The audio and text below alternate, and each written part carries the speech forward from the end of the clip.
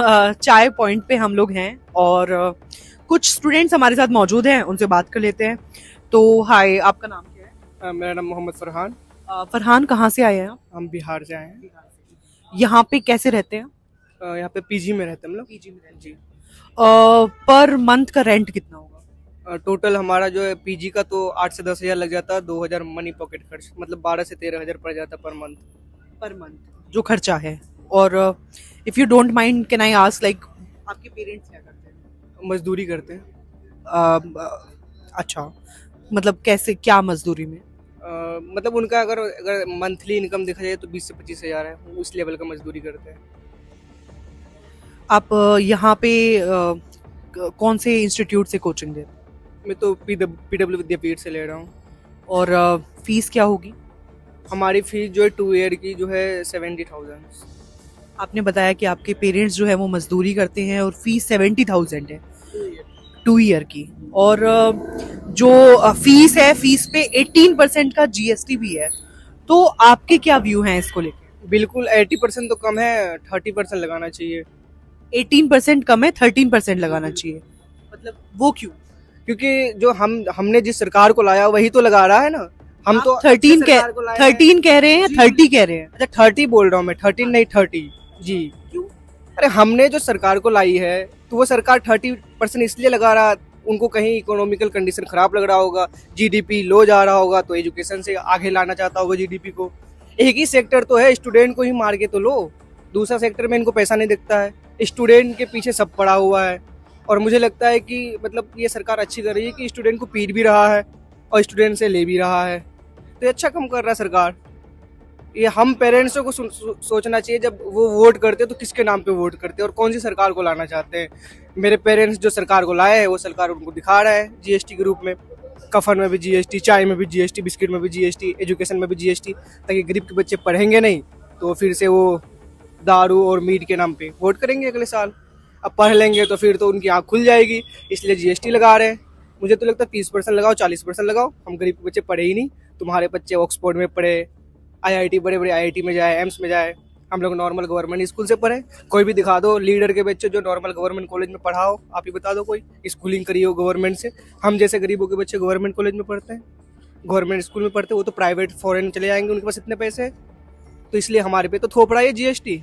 हमें तो लगता है 40% कर दो भाई, पढ़ेंगे नहीं हम तो बढ़ेंगे भी नहीं। ये तो सिर्फ स्लोगन है, पढ़ेगा इंडिया तो बढ़ेगा इंडिया, पढ़ेगी बेटी तो बढ़ेगा इंडिया। कहाँ से? अब बताओ किसी पेरेंट्स के अगर दो बच्चा है, एक बेटा एक बेटी, अब 30% 40% जीएसटी लगा लोगे, 20 हज़ार रुपये मंथ में कमा रहा है, कहाँ से पढ़ाएगा बच्चा? तब तो अमीरों के बच्चे पढ़ेंगे अच्छे अच्छे स्कूलों में, अच्छे अच्छे कॉलेजों में, तो कहाँ से विकास होगा हमारा देश का? जब सभी वर्गों के सभी अंगों के विकास नहीं होंगे तो इंडिया का विकास कहाँ से हो जाएगा? आप सिर्फ ऊपर वाले वर्ग को लेकर चल रहे हो अगर इंडिया का, तो तब तो फिर विकास के नाम पे सिर्फ ये धंधा हो रहा है। आप बाकी आप लोग सब समझदार हो, हम लोग से ज़्यादा आप लोग को एक्सपीरियंस है इस चीज़ में, इसलिए आप लोग यहाँ आए हो पूछने। अच्छा, आपने जो बताया, लेकिन कोचिंग तो आप भी ले रहे हो। यस ऑफ कोर्स, अब क्या मजबूरी है। अगर हम लोग अगर इस गरीबी से नहीं निकलेंगे तो आगे पेरेंट्स जो उनका जो बूढ़ापा होगा, तो ये तो अभी जिस हालात में वो हालात और बदतर हो जाएगी। अगर हम कुछ अच्छा कर लेंगे तो उनका लास्ट में अंतिम जो बूढ़ापा में उसका जो है सहारा बन जाएंगे कुछ करके। पढ़ रहे लिख रहे हैं तो आज हम पढ़ रहे हैं तो हमारी जनरेशन भी अच्छी होगी इस कंडीशन को लेके। तो कहीं ना कहीं वो जनरेशन को सुधारना, मतलब आगे के लिए उनके लिए फायदेमंद है। और हो या ना हो, पढ़ाई करने का मतलब ये नहीं कि इन फ्यूचर हो सकता है कि हम लोग भी अगर इन फ्यूचर अगर अच्छा एजुकेशन ले लेंगे तो कल के डेट में हम जैसे लीडर आएंगे, एजुकेटेड लीडर आएंगे, तो हम देश का इकोनॉमिकल कंडीशन को देख करके, स्टूडेंट को देख करके हम जीएसटी वगैरह सोचेंगे। अब ये अनपढ़ों को अगर हम पढ़ा लिखा लेंगे तो इनको क्या पता कि एजुकेशन में जीएसटी नहीं लगाना था, गरीब के बच्चे मर जाएंगे, इनको कुछ फर्क पड़ता है? ये पढ़े लिखे हैं, आपको लगता है ये पढ़े लिखे हैं? अगर पढ़े लिखे होते तो एजुकेशन में जीएसटी लगाते, आपको लगता है? पढ़े लिखे है ही नहीं, तो हम जैसे पढ़े लिखों की जरूरत है। हिसाब से करना नहीं करना, तो अब इसी वजह से वो हमको पढ़ा रहे हैं कि भाई हम भी एजुकेटेड होकर ये सारी चीज़ें फेस ना करें, इस वजह से। अच्छा, स्कूलिंग तो जीएसटी फ्री है, लेकिन क्या सरकार ये सोचती है कि कोचिंग जो है वो ज्यादा प्रिविलेज्ड है? क्योंकि उनका एक अच्छा खासा सोर्स अमाउंट बन जाता है जीएसटी के थ्रू, कोचिंग के थ्रू। अब कोई बच्चा 2 लाख की अगर कोचिंग ले रहा है तो सरकार को एक अच्छा अमाउंट बन जाता है अगर वो जीएसटी लगाते हैं। अगर और इसी बहाने से कोचिंग वाले को भी अच्छा लगता है कि वो अपना जो है कोचिंग का फी और आगे कर दे। उनके पास एक बहाना है कोचिंग वालों के पास जीएसटी, और जीएसटी के जरिए एक धंधा बना चुका है सरकार कि एजुकेशन में लगाओ, क्योंकि सारे लगभग जो है अब हर गरीब लोग चाहते हैं कि उनका बच्चा पढ़े और वो मजदूरी करके भी पढ़ाना चाहते हैं। वो अगर 10 रुपये कमा रहे हैं तो 8 रुपये एजुकेशन में खर्च करना चाहते हैं। अब सरकार सोच रही है 10 रुपये कमा रहा, 8 रुपये एजुकेशन में दे रहा, तो इससे 4 रुपये ऐसे ही लो। अब एक ही सोर्स बचा है कि अब ये एजुकेशन में जीएसटी लगाओ, अब इनसे ऐसे हड़पेंगे। बस यही कर रहे हैं ये सरकार। तो मतलब आपका कुल मिला के आप दोनों का मानना है कि ये ऐसा नहीं होना चाहिए, और आपने जो तंज करके जो बातें अपनी कही वो आई होप कि जो जीएसटी काउंसिल है उस तक पहुंचे और जो टैक्स है उसका ध्यान रखा जाए। अच्छा, आपने फैमिली बैकग्राउंड बताया, तो एजुकेशन हो गई, ये सब कैसे मैनेज करते हैं आपके फादर? बहुत ज़्यादा दिक्कत होता है हम लोगों को। एक्चुअली में पापा को तो पूरा दिन रात में, हम जब से हमें यहाँ भेजे हैं तो रात भर भी काम करना होता है, और वो भी 2 साल से वो भी घर नहीं गए हैं, हम भी नहीं गए हैं, ताकि वो हमें हर महीने पैसे भेज सके। वो शायद कपड़ा नहीं खरीदते लेकिन हमें बोलते कि तुम ड्रेस ले लो, क्योंकि उनको दिखता है कि ये बच्चा कुछ कर जाएगा तो ये मतलब ये गरीबी से ही निकाल सकता है। उनके पास कोई गुंजाइश नहीं, क्योंकि वो पढ़े लिखे नहीं है। अब वो जो गलती करे हैं वो नहीं चाहते कि उनके जो बच्चे हैं वो गलती करे। वो हमेशा ये चाहते हैं कि हमारे बच्चे और आगे से आगे पोस्ट में जाए, पढ़ ले, और एक ही चीज़ है हम लोगों के पास, एजुकेशन। यही हमको ऊंचे पोस्ट पे ले आ सकती है, नहीं तो हम फिर वही दबेंगे, रोडों पे आएंगे। तो एक ही हम लोग के पास मीडियम है, एजुकेशन। ये कलम की पावर है, आपको तो पता है कलम की पावर कहाँ से कहाँ। बड़े बड़े जो है सॉफ्टवेयर कंपनी के सीईओ यही कलम के पावर में बनते हैं, बड़े बड़े एम्स के डॉक्टर यही कलम के पावर में बनते हैं, बड़े बड़े वकील यही कलम के पावर में बनते हैं।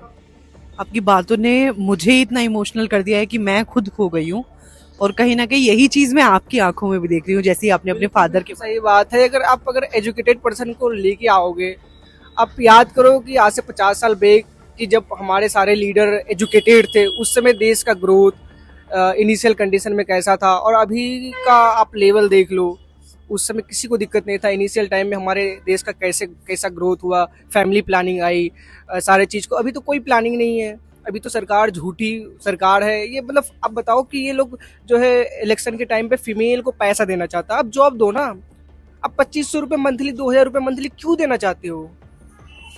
आप सबको जॉब दे दो, उसके बच्चों को अच्छा पढ़ा दो, शिक्षा दे दो, स्वास्थ्य दे दो, अब फिर पैसे क्यों दे रहे हो? कहीं ना कहीं तो ये झूठी सरकार ही है ना, जो आपको दिखा रही, लालच दे रही। लालच क्यों दे रहे हो? आपको ऐसा वादा करो ना कि आपके बच्चों को रोजगार दे देंगे, आपके बच्चों को अच्छा पढ़ा देंगे, शिक्षा दे देंगे, इक्वलिटी कर देंगे। आप ये नहीं कर रहे हो, आप पैसे थोप रहे हो।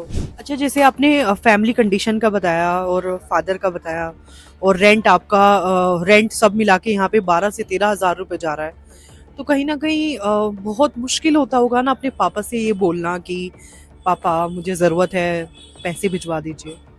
अब मुझे तो मतलब कभी कभी डर लगता है कि कैसे मांगूं, लेकिन पापा हमेशा बोलते कि तुम्हें जब भी चाहिए होगा दे दो। अगर मुझे उधार भी करना होगा तो मैं दे दूंगा, बस तुम्हें पढ़ना है। तुम एक चीज़ सोच लो, पैसे की कमी नहीं होनी चाहिए, बस तुम्हें एक चीज़ सोचना है कि तुम्हें बस पढ़ना है और पढ़ के कुछ अच्छा करना है, ताकि हम लोग जिस कंडीशन में इस कंडीशन से आगे बढ़ सके। उनका बस एक ही सपना है कि जो हम जो किए हैं वो हमारा औलाद ना करे। जो स्ट्रगल हम कर रहे हैं, वैसा स्ट्रगल मजदूरी धूप में वो हम कर रहे हैं, वो हमारे बच्चे ना करें। हमारे बच्चे एसी में बैठ के पैसे कमाएं, उनका बस एक ही ड्रीम है। मदर क्या करती है आप? हमारी मदर हाउस वाइफ है। और कितने लोग हैं फैमिली में?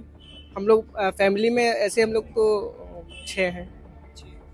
ये तो बहुत ज़्यादा मुश्किल हो गया। हाँ जी, ये तो मतलब गांव के लोगों का होता है बेसिकली। उनको फैमिली प्लानिंग नहीं पता होता है कि फैमिली प्लानिंग करेंगे तो मतलब बेटर एजुकेशन मिल पाएगा। तो थोड़ा बहुत जो है एक हो सकता है कि मतलब बिहार में एक तो गरीबी है, पिछड़ापन है, और हम लोग बाढ़ प्रभावित क्षेत्र से आते हैं। तो वहाँ लोगों का मान्यता है कि वहाँ हर साल बच्चे जो है वैसे ही मतलब बाढ़ में बह के भी मर जाते हैं। तो वहाँ के लोगों का मान्यता है कि 2 3 4 होंगे तो कोई दिक्कत नहीं होगा, कोई बीमारी में निपट जाएंगे। तो उन लोगों का ऐसे मेंटलिटी होता है तो वो ले लेते हैं।